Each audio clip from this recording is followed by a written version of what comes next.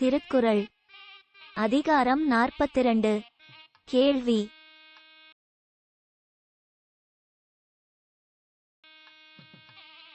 செல்வத்துச் செல்வன் செவிச்செல்வம் அச்செல்வம் செல்வத்துளெல்லாந் தலை. செவுக்குணவில்லாத போழ்து சிறிது வயிற்றுக்கும் ஈயப்படும். செவியுணவிற் கேள்வி யுடையார் அவியுணவின் ஆன்றாரோ தொப்பர் நிலத்து. கற்றில நாயினும் கேட்க அத்தொருவர்க்கு ஒட்கத்தின் ஊற்றான் துணை. இழுக்கல் உடையொழி ஊற்றுக்கோல் அற்றே ஒழுக்கமுடையார்வாய்ச் சொல். எனைத்தானும் நல்லவை கேட்க அனைத்தானும் ஆன்ற பெருமை தரும்.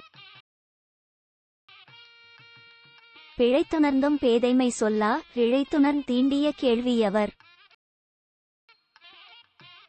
கேட்பினும் கேளா தகையவே கேள்வியால் தோற்கப்படாத செவி. நுணங்கிய கேள்வியர் அல்லார் வணங்கிய வாயினர் ஆதல் அரிது.